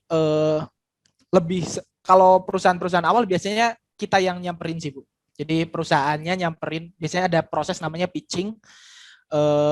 Biasanya ada segerombolan venture capital, orang-orang yang punya duit banyak, biasanya mereka bikin kayak acara gitu. Nanti para perusahaan-perusahaan rintisan itu pitching ke mereka. Mendeskripsikan lah ya, melakukan presentasi misalnya 5 menit tentang solusi apa yang mereka propose untuk di solve, marketnya kayak apa. Nah biasanya di titik itu, titik awal banget istilah startup ataupun tren startup tuh ada tuh di titik itu sekali, Bu. Jadi genjot buat nyari investor, pitching sana, pitching sini, buat orang tuh punya atensi ke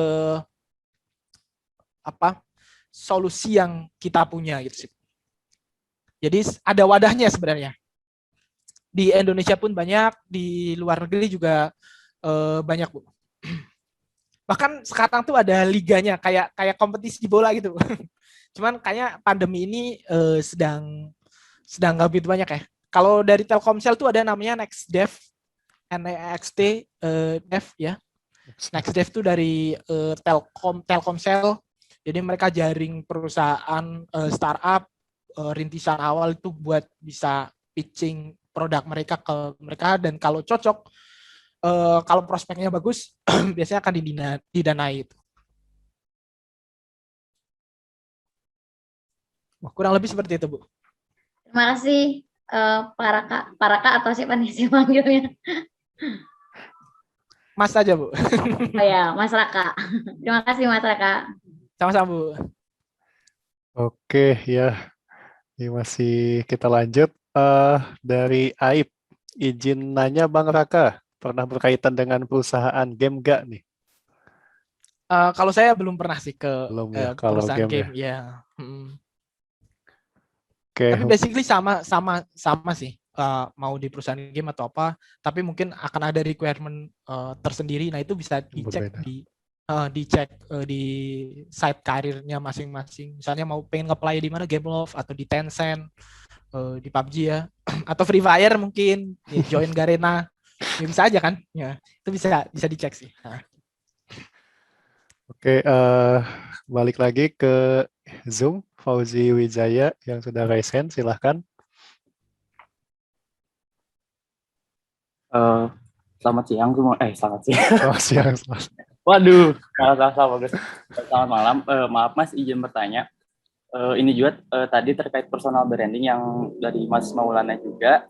Mungkin ini juga mewakili pertanyaan Fikri ya, hampir sama kayak saya. Saya kan nggak banyak bertanya juga Pak, Mas. Saya yang mau tanyakan itu untuk bangun karir kita di startup, kita mending jadi spesialis, generalis, atau T-shape gitu. Karena kalau saya lihat dari masyarakat juga, masyarakat sempat megang web, Android, web lagi gitu. Menurut masyarakat lebih mana penting mana gitu? Atau lebih mana? Oke, kalau awal-awal, kalau ini pandangan saya ya. Kalau pandangan saya dan kalau saya lihat teman-teman saya, senior-senior saya, mereka tuh awalnya akan jadi generalis gitu. Mereka akan kayak nyisir market dulu nih. Saya cocoknya di mana gitu. Atau bahasa kerennya polyglot developer itu. JavaScript bisa, Kotlin bisa, Swift bisa, Golang bisa gitu ya. Meskipun Hello World gitu misalnya. Saya rasa semua platform kita bisa pelajari sih.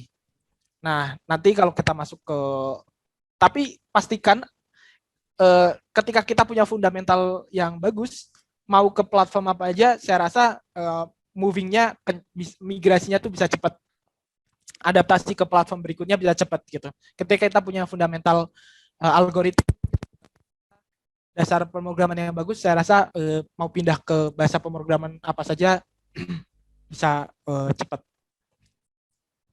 Kalau pertanyaannya jadi generalis atau spesialis, kalau nanyanya ke saya jawabannya generalis. Karena saya bisa take opportunity yang lebih luas gitu. Itu sih. Tapi plus minusnya apa? Plus minusnya kalau teman-teman ambil generalis, ya teman-teman harus up to date ya, karena up to date-nya tuh harus luas banget gitu. Di Android ada apa nih yang baru, di web ada apa nih yang baru, di mobile ada apa nih yang baru, di backend ada apa nih baru, di database, di infra ada apa nih yang baru, misalnya kalau teman-teman mau ngambil generalis. Tapi biasanya akan ada dua sih. Generalis ke front end, nanti akan belajar Android, belajar mobile iOS, akan web. Nah, itu biasanya generalis yang front end developer itu.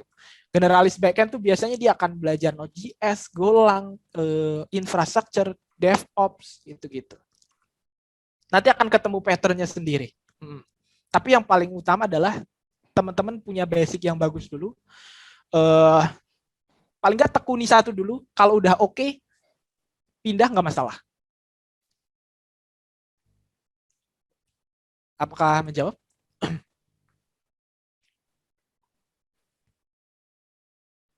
Oke, boleh. Oh iya Mas, Ya. untuk kalau misalkan front end mobile di startup itu rata-rata mending native apa gimana Mas? Saya posnya milih native atau emang kayak hybrid Flutter gitu sekarang. Kalau sekarang, kalau kamu mau masuk ke perusahaan yang scale-nya besar, scale besar tuh dia misalnya kayak Gojek gitu, kayak Gojek, kayak Tokped, itu biasanya pasti natif. Karena user yang pakai banyak, device-nya kita nggak ada yang tahu kan. Di belahan bumi yang mana device-nya masih apa, di belahan bumi yang sebelah mana device-nya masih udah yang paling terbaru, terkece gitu. Nah, itu biasanya akan di-solve, yang bisa solve cepet tuh biasanya kalau kita ngodingnya pakai natif. Nah, kemudian ada backward compatibility yang bagus juga kalau natif.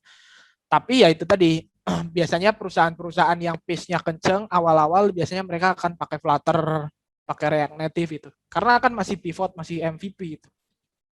Itu sih. Jadi kalau menurut saya kalau bisa dua-duanya, get dua-duanya. Native oke, Flutter oke.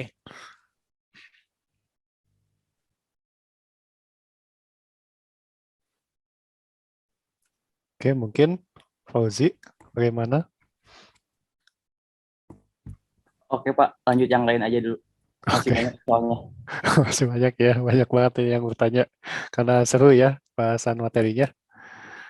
Oke, mungkin ini tadi sudah dibahas juga sama Mas Raka terkait gaji, cuman ini secara eksplisit langsung Soleh bertanya, kalau boleh tahu gaji sebagai senior software engineer di Tokopedia berapa? Ya, itu rahasia saya dan perusahaan. Ya, cukuplah, lumayan. Jadi dulu Mas Raka juga sempat bercandaan sama saya, cukup buat beli kopi kenangan kan. Ya, jadi dulu saya tuh pernah satu kosan sama Mas Raka ini waktu di Jogja itu. Ya mungkin terkait gaji nanti bisa cek apa tadi yang Indonesia itu lebih detail ya. Tadi saya lihat juga ada yang software Ya, engineer, banyak yang Shopee, nge-share dan kok. sebagainya. Predict salary itu.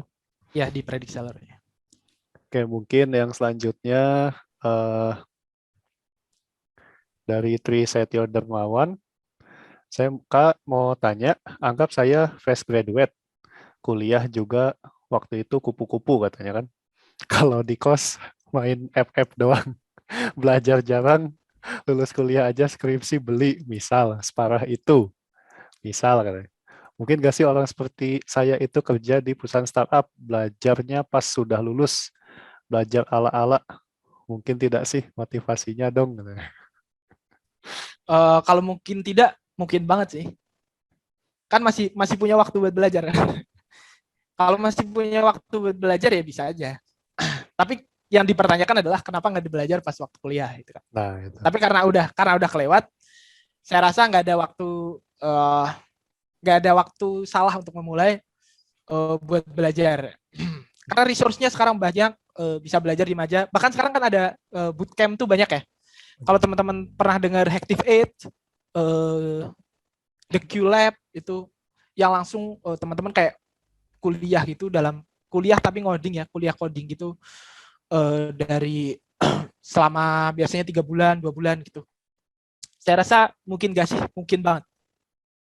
Karena resource-nya banyak, tinggal kamu mau masuk apa enggak gitu. Niat masuk apa enggak ya? Iya. Ya mungkin kurang lebih selagi sederhananya tuh selagi kita masih bisa bernafas gitu kan masih ada waktu. Iya, betul. Ya contoh saja seperti siapa Jack Ma ya. Jack Ma saja kan suksesnya di Ya, di umur sekian. golden age ya. Oke, yang selanjutnya mungkin Wildan yang sudah resen silahkan. Oh iya Pak, makasih Pak. Ya. Malam Mas Raka. Malam. Izin mau tanya apa kalau misalnya anggap yang kita kuliah non-reg ya. Kita tuh udah bekerja sebelumnya tapi tidak dalam bidang IT. Terus apa menjadi bahan pertimbangan untuk pas saat apply jadi persentasenya lebih tinggi dibanding yang emang fresh graduate gitu. Oke, jadi pernah punya pengalaman kerja tapi non IT terus nge-apply IT ya? Iya. Tetap jadi pertimbangan sih. Proses itu tetap terjadi pertimbangan karena pas kamu kerja kan di situ ada proses negosiasi. Karena kerja kan nggak cuma skill coding ya, misalnya masuk ke coding nggak cuma skill coding itu, ada skill negosiasi, ketemu orang, take decision, itu tetap akan jadi nilai. Tinggal kamu ngasah skill setnya yang sesuai requirement gitu. Apakah menjawab? Satu lagi Mas Raka, kalau misalnya saya kan kalau nggak salah tuh ada software yang kayak PHP Maker atau Wave Maker gitu ya. Dia tuh yang istilahnya kayak kita ngeprogram tapi lebih simple, jadi drag and drop.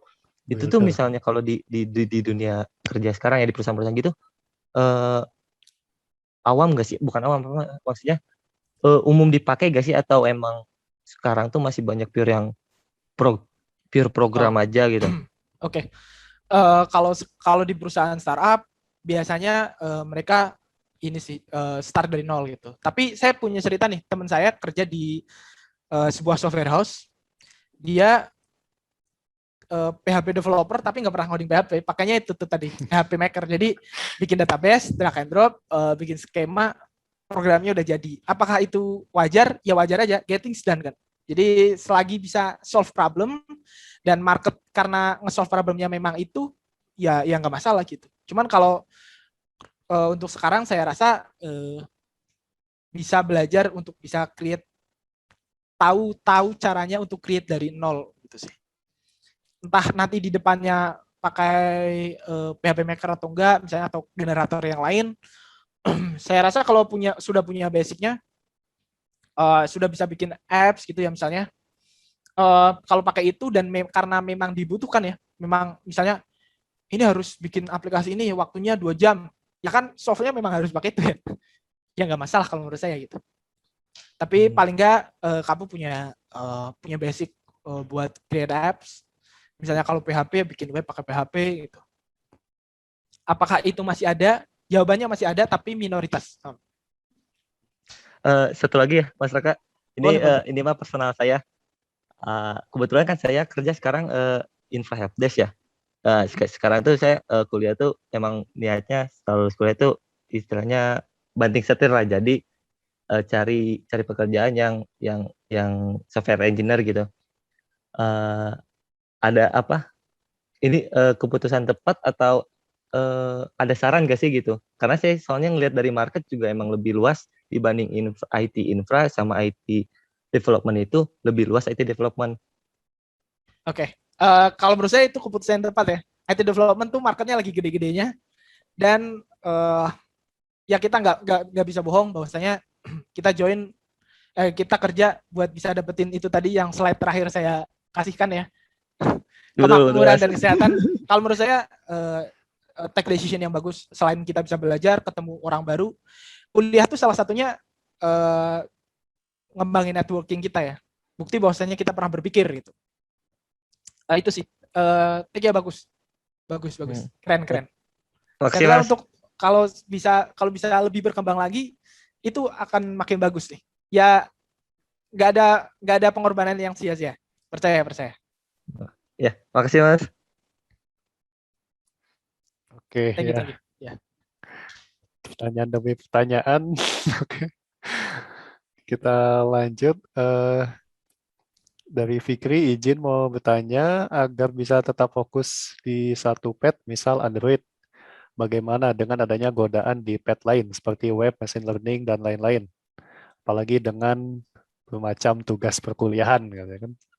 Satu lagi, jika semisal diajak untuk gabung kerja di salah satu perusahaan, tetapi masih merasa kurang mampu untuk pekerjaan tersebut, jadi masih pesimis mungkin ya gitu. Apakah ada cara atau tips supaya pede dengan skill kita saat ini? Jika ajakan tersebut diiyain walau kita tidak pede, apakah akan berpengaruh dalam proses ke depannya? Apakah itu akan berpengaruh ke proses kerja selanjutnya? Jawabannya iya. Kalau kita nggak pede, kita nggak bisa deliver itu sesuai timeline misalnya, ataupun nggak sesuai ekspektasi, maka akan ngaruh ke perusahaan, ngaruh ke diri kita, ngaruh juga ke perusahaan, ngaruh ke tim kita juga. Makanya tadi yang presentasi saya apply ke right position itu. Posisi yang benar-benar kamu merasa kamu bisa, dalam artian saya belum mampu secara teknis, tapi saya bisa gitu. Itu teman-teman bisa apply atau mungkin bisa get internship terlebih dahulu gitu sih. Kalau untuk fokus aja dulu di satu pet, misalnya di Android gitu. Sekarang kan udah banyak yang nge-share ya, misalnya di Decoding tuh ada career pet untuk untuk jadi developer Android itu ada petnya, misalnya jadi apa dulu, sampai titik apa. Nah itu kalau itu udah oke, pindah-pindah ya nggak masalah sih itu. Dan jangan lupa untuk terus ngembangin portofolio itu. Nah. Portofolio. Kalau teman-teman nyari nama saya tuh, ini saya banyak gado-gado. Web ada, mobile ada, IoT ada, gado-gado. Tapi setelah bekerja pastinya akan terfokus ya Mas Raka ya?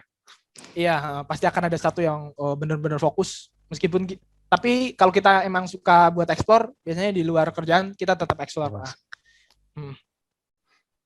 Oke, selanjutnya mungkin dari Reski sudah raise hand, silahkan. Baik, Assalamualaikum, selamat malam. Malam. Izin bertanya, Mas. Nah, jadi saya ada beberapa pertanyaan. Yang pertama, barusan sudah menyinggung tentang bootcamp gitu ya, atau bootcamp. Nah, pertanyaan saya itu, apa sih perbandingan antara kita ikutan bootcamp dengan kuliah seperti biasa gitu? Selain kalau kuliah itu mendapatkan gelar. Nah, apa keuntungan misalkan kalau kita kuliah itu tujuannya untuk mendapatkan kerja, toh banyak juga gitu kan bootcamp yang menawarkan setelah lulus bootcamp itu bisa langsung kerja gitu kan. Nah, yang pertama itu. Yang kedua, saya memiliki pertanyaan tentang misalkan kalau kita merasa di perkuliahan itu pembelajaran yang kita dapatkan itu tidak memenuhi ekspektasi kita, misalkan kita pengen belajar Android, di perkuliahan tidak diajarkan. Nah, apa sih motivasi buat kita bisa belajar nyari di luar gitu? Kita tuh tahu gitu apa yang kita dapatkan dari perkuliahan itu tidak memenuhi ekspektasi kita, tapi kita belum belum termotivasi untuk belajar di luar. Nah, cara membangun motivasinya itu seperti apa? Mungkin untuk pertanyaan saya segitu Pak. Terima kasih. Oke. Yang pertama ya, bootcamp versus kuliah. Ini banyak tuh di Quora. Kalau teman-teman install Quora tuh banyak juga yang nanya tuh bootcamp versus kuliah. Tapi kalau jawaban saya kan lagi ngambil S2 juga ya. Jadi apakah cuma buat bisa dapat gelar?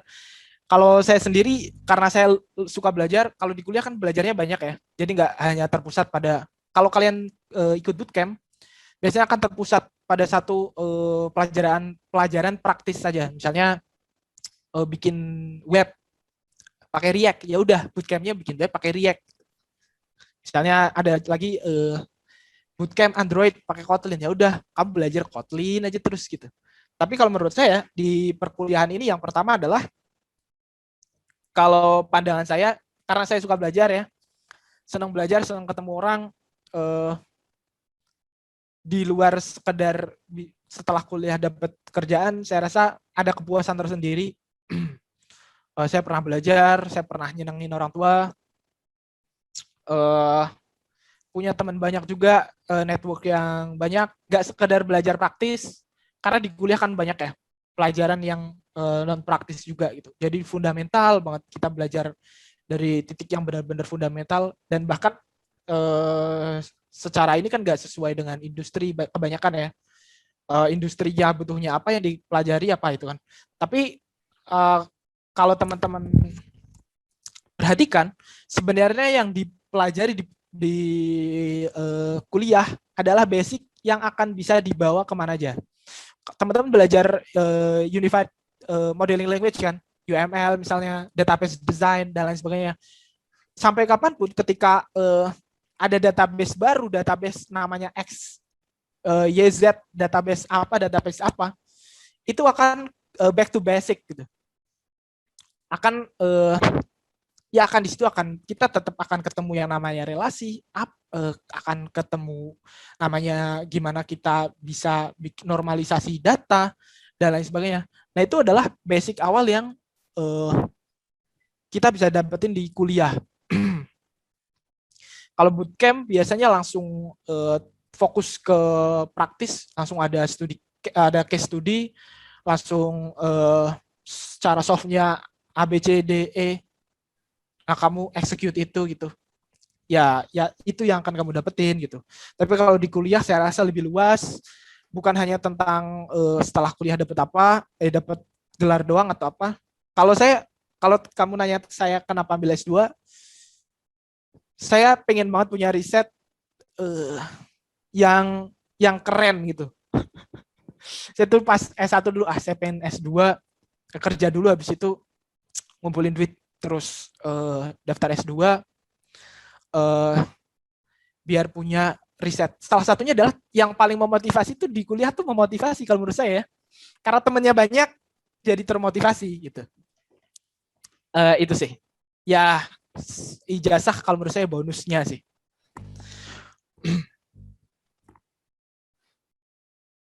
Oke, mungkin coba tadi Reski ya tadi sudah cukup. Masih ada satu pertanyaan lagi Pak, emang yang belum terjawab. Yang ekspektasi? Iya. Nggak sesuai ekspektasi ya. Kalau menurut saya itu wajar, karena industri itu kenceng banget.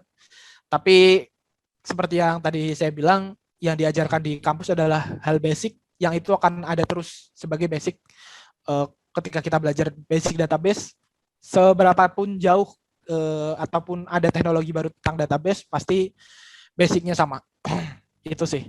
Jadi sebenarnya memang kita yang harus explore gitu. Karena kalau saya rasa kalau kampus harus nyesuaiin industri tiap tahun nggak kuat juga ya. Karena tiap tahun akan ada teknologi baru, akan ada engine baru, akan ada pendekatan infrastruktur baru gitu. Tapi selagi kita bisa get basic yang bagus, ketika ada teknologi baru kita bisa adopsi itu dengan cepat juga. Itu wajar. Dimanapun, mau ke kampus yang sebagus apapun, pasti akan tidak seekspektasi untuk sesuai dengan requirement di industri. Apalagi IT ya, karena IT 6 bulan sekali pasti akan ada teknologi baru. Bentar lagi pasti akan ada teknologi baru. Ya. Menjawab? Ya cukup terjawab Pak, terima kasih Mas. Oke. Sama-sama. Oke. Mungkin ini dilanjut saja ya Mas Raka. Masih seru atau gimana? Tidak apa-apa waktunya? Nggak apa-apa. Oke. Oke, ini ada pertanyaan dari Muhammad Arga, mungkin terkait bounty hunter ya sebut biasanya itu. Izin bertanya, kalau misalkan kita menemukan sebuah bug di Tokopedia, misal keuntungan user baru yang tidak dibatas, kita bisa melapor kemana nih? Apakah nanti sebagai pelapor akan mendapat imbalan? Oke. Kalau terkait ini saya rasa ada platformnya ya, namanya bentar. Biasanya tiap perusahaan yang besar itu dia akan ada ininya sih, ada apa namanya? Ada divisi tersendiri untuk bounty hunter itu. Jadi kalau dapat imbalan itu tergantung dengan critical error ataupun critical bug yang kalian temukan. Tapi kalau platformnya itu ada, cuman saya lupa namanya, itu ada semua perusahaan IT itu biasanya join di bounty bug hunter di situ sih.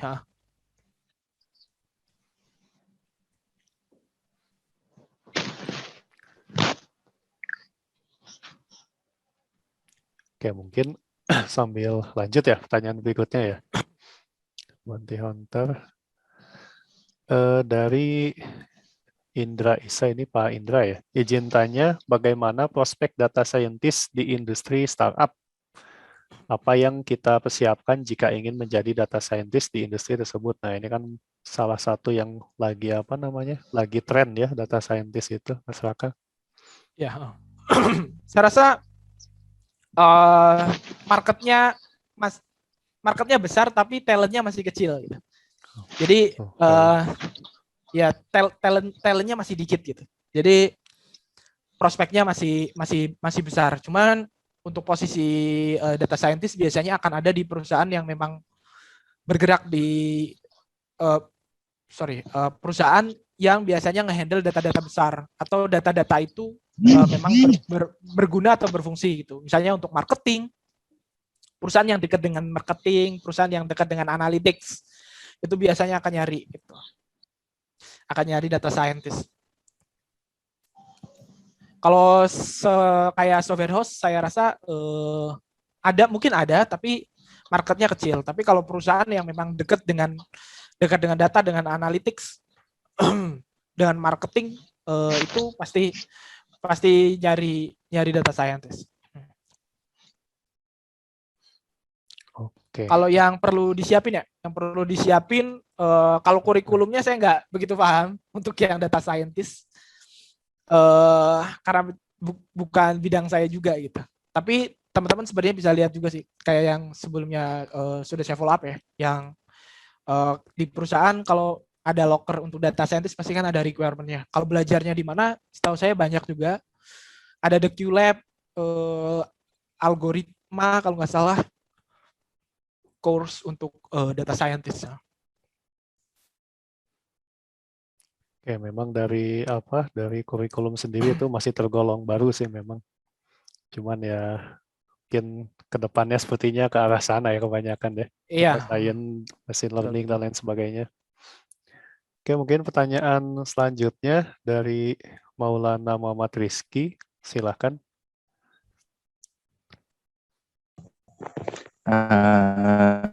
Terima kasih kepada Pak Agung. Ya. Mas, saya ingin bertanya, untuk saat ini itu kan programmer atau software engineer itu udah banyak sekali seperti itu. Dan bahkan beberapa di forum pun itu menguasai sangat banyak sekali bahasa seperti itu. Nah, yang saya ingin tanyakan adalah, apa sih yang menjadi pembeda, contohnya Mas Raka, dengan programmer-programmer di luar sana seperti itu. Jadi, mempunyai ciri khas apa seperti itu, agar ketika nanti berhadapan dengan HR itu menjadi sebuah hal yang istimewa seperti itu. Dan itu pun menurut saya itu sangat penting seperti itu. Nah, apakah Mas Raka mempunyai ciri khas seperti itu ataupun pembeda dari programmer lain seperti itu? Terima kasih. Mohon dijawab. Oke, akan aku coba jawab ya. Kalau jadi pembeda apa? Saya rasa di forum ini ada beberapa teman saya tuh yang mana nih teman saya? Tristio Darmawan itu teman saya ya. Dia pernah satu kos sama saya. Dia tahu saya pas kos gimana. Waktunya ketika orang tidur saya bangun. Itu buat ngoding. Yaitu apa ya namanya? saya rasa jadi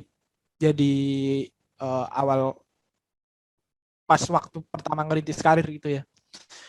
Itu create portfolio sih, lebih banyak buat bangun portfolio.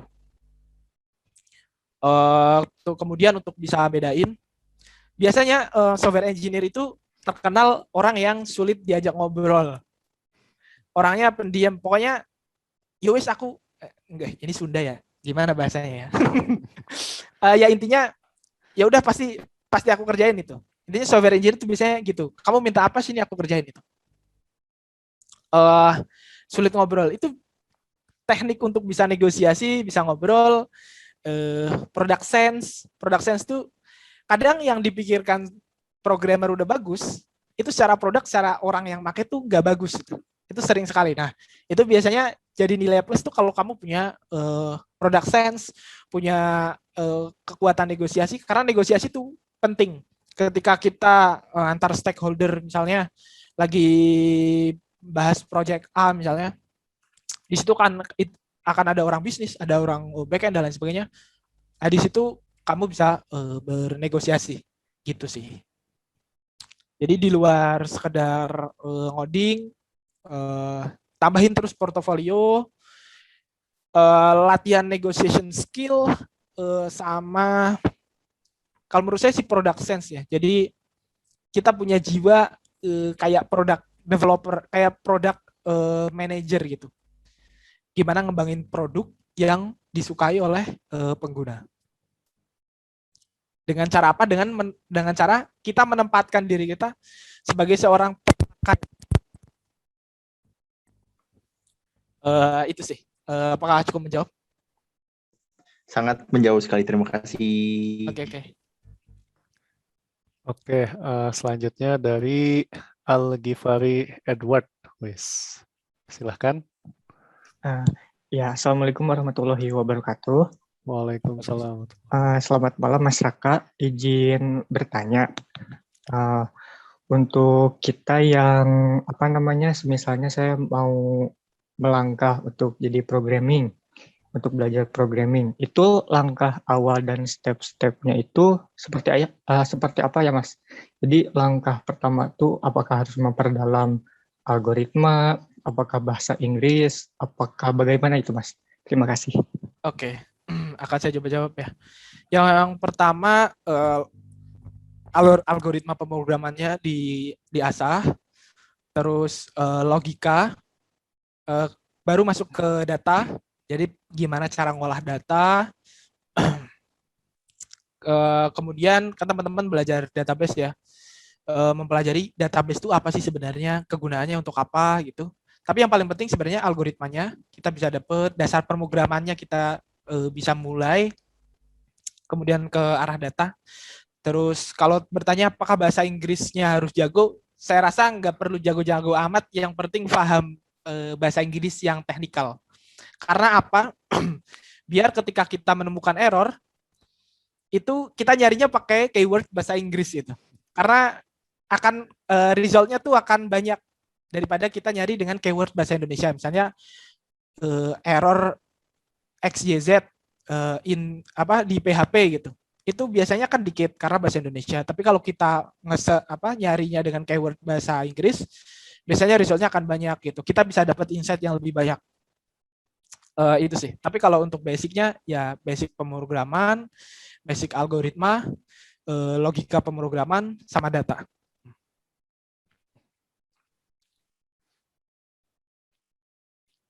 Apakah cukup menjawab? Cukup menjawab, Mas. Terima kasih. Oke, mungkin ini last question ya. Nah, sudah izin mau bertanya, Mas Raka, portofolio dengan jenis proyek seperti apa yang diperhitungkan oleh perusahaan? Dari Rosa Alawiyah. Oke, dalam bentuk proyek. Biasanya perusahaan akan melihat dari yang dibangun apa, yang dibikin itu apa, kemudian teknologi yang dipakai apa. Biasanya mereka akan ngejaring yang teknologi matching dengan teknologi yang dipakai di perusahaan itu. Misalnya perusahaan A, mereka pakai Vue.js, terus backend-nya pakai Golang gitu. Terus portofolio kalian project-nya misalnya pakai Vue.js, itu kan masuk. Nah, itu biasanya jadi salah satu selling point. Ataupun misalnya project kalian tentang apa ya? Search NLP misalnya, Natural Language Processing gitu. Nah, itu kan teknologinya jarang ya. Natural Language Processing itu kan lebih ke project-nya, Natural Language Processing. Nah, biasanya ya perusahaan yang akan mendekati atau prospeknya itu biasanya ke perusahaan yang memang fit-nya langsung menuju ke arah NLP itu. Kalau di Indonesia sendiri NLP kan banyak ya, ada kata AI, ada Kiscus gitu. Nah, mereka biasanya langsung nyari ke situ, ada bahasa.ai itu. Jadi project dan teknologi yang dipakai itu berpengaruh keduanya. Biasanya kalau misalnya project umum kayak sistem informasi gitu, maka perkuatlah di teknologi yang dipakai. Tapi kalau misalnya field-nya lebih kepada lebih mendalam lagi, lebih spesifik lagi, misalnya ke NLP, ada lagi misalnya machine learning dan lain sebagainya, teman-teman bisa kuatkan di project apa yang teman-teman bangun. Cukup menjawab? Oke, bagaimana Al-Ghifari? Oke, sepertinya sudah cukup ya. Oke, mungkin karena waktunya sudah sangat cukup ya pembahasan dari mulai tadi pemaparan materinya dan sesi tanya jawabnya yang tidak kalah menarik juga dan cukup berbobot sekali yang sudah disampaikan Mas Raka. Mungkin sesi kita malam ini dicukupkan saja. Nanti untuk teman-teman yang mau bertanya langsung mungkin bisa lewat mana Mas Raka? Lewat Twitter ya? Bisa di Discord sih, saya join Discord. Oh, Discord, nah itu Discord ada. Atau mungkin khususnya karena saya baru membuat server Discord untuk internal informatika UMI ya. Nanti silahkan DM ke saya yang di chat itu, nanti saya masukkan ke situ, ke forumnya. Di situ ada Mas Raka dan dari expertise lain juga sebetulnya. Oke, mungkin sesi selanjutnya kita dokumentasi dulu ya. Tadi ada 90-an, sekarang sudah 77, tidak apa-apa. Oke, mungkin saya minta mohon dinyalakan ya webcam-nya untuk dokumentasi. Silahkan sebentar saja. Ini hanya ada 4 slide. Oke, silahkan boleh dinyalakan dulu kameranya. Abaikan pemandangan belakang, tidak apa-apa. Oke, saya mulai dari slide 1 ya. 1, 2, 3. Oke, ini chatnya saya tutup dulu. Oke, slide 2.